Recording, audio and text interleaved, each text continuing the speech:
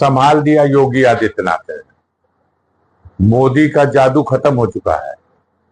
आप बताओ, मोदी जहां से चुनाव लड़े, बगल में चंदौली नहीं बचा, गाजीपुर नहीं बचा, मछली शहर नहीं बचा, तीन तरफ से बनारस घिरा हुआ है, तीनों सीट हार गए।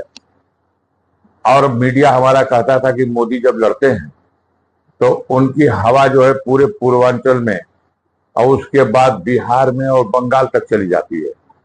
लेकिन वो तो अंतिम चरण में योगी आदित्यनाथ ने बनारस में आकर के एकदम खूंटा गाड़ करके इस बात का प्रयास कर दिया और अपने लोगों को तेज किया कि किसी भी सूरत से मोदी जी को जिता देना। और नहीं, यकीन मानिए, मोदी जी भी चुनाव हार गए होते अगर इतना मजबूती से योगी आदित्यनाथ लगे न। सर, आपका कहना है कि यूपी में मोदी की हार हुई है लेकिन योगी सफल नहीं। हमारा ये मानना है कि 33 सीट जो मिली है उसमें 30 सीट योगी आदित्यनाथ के प्रयासों, मेहनत और उनके चेहरे पर 30 सीट लौट के आ गई। 3 सीट होगी जो भारतीय जनता पार्टी, उनका समीकरण या मोदी जी के चेहरे पे आई होगी। ये कहां हो सकता है? ये सरकार के खजाने से था। 1 लाख रुपया हर गरीब महिला को दे देंगे, ये सरकार के खजाने से था। ये जो मैनिफेस्टो था इंडिया गठबंधन का, इसकी तो शर्तें यही थी कि हम लागू करेंगे, हम सरकार में आएंगे तो। ये तो प्रश्न ही कहां से बनता है भैया? ये कहां से प्रश्न बनता है? आपको याद हो तो बताइए, मैंने कोई वादा नहीं किया। मैंने इस सरकार की नाकामियों के खिलाफ चुनाव लड़ा है। जो मेरा काम है वो मैं करता रहता हूं। जनता सवाल नहीं करती, प्रेस सवाल करती है। ये प्रेस सवाल करना चाहिए सत्ता में बैठे हुए लोगों का। एक सांसद बड़ा है कि सरकार बड़ी है? सवाल सरकार से नहीं, सवाल सांसद से करेंगे। हम जनता के बीच में ये सवाल लाते थे कि ये सरकार फेलियर है, महंगाई के सवाल पर, बेरोजगारी के सवाल पर, भ्रष्टाचार के सवाल पर। जनता ने इस सवाल पे वोट दिया। गाजीपुर में पूरे देश में जो समस्या है उस समस्या से परे नहीं है।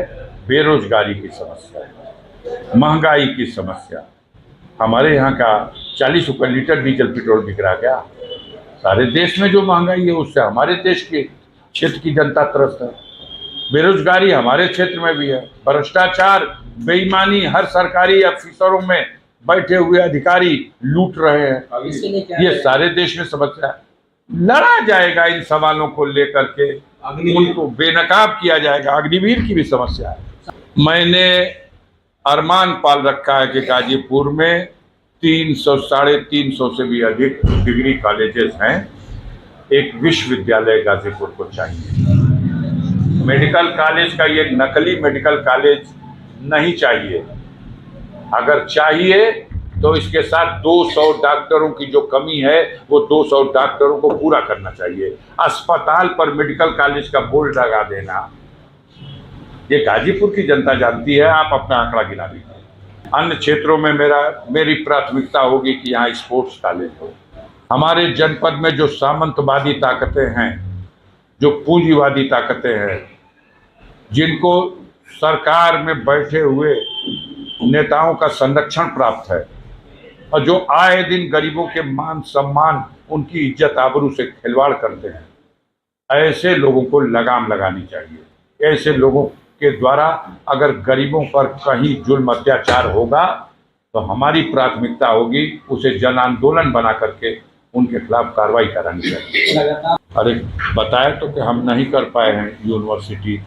हम उस यूनिवर्सिटी की चाहेंगे कि स्थापना हो। इस बार एक आंदोलन का रूप देंगे, डिमांड करेंगे, मांगेंगे और कोशिश करेंगे कि ये सरकार मजबूर हो।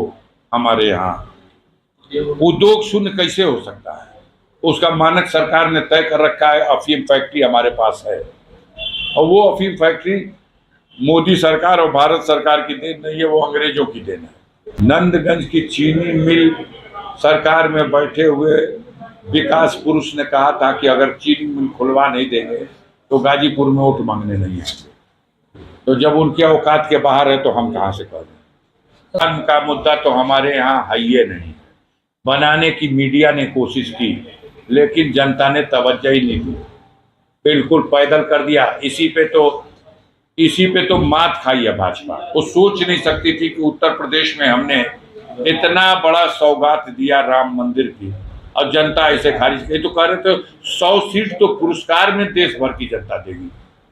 जितनी सीटें थी 350 350, उसके आगे 100 सीट पुरस्कार राम मंदिर बनाने का, और पुरस्कार दिया कि प्रतिकार कर दिया कि 240 पे लाए। अब जोड़िए घटाइए इसको।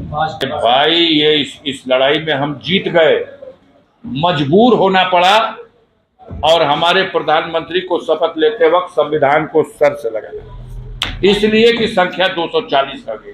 272 भी नहीं पहुंची जो सरकार बनाने के लिए आवश्यक है, तो मजबूर हैं। अब तो उस संविधान को सर से लगाएंगे ही, लेकिन नीयत तो कुछ और थी। जनता ने उनको इस लायक नहीं छोड़ा। अब उनकी कृपा नहीं है कि हटा देंगे। अब तो बैसाखी पे खुद ही है टिक टिक टिक टिक, बैसाखी पे चले।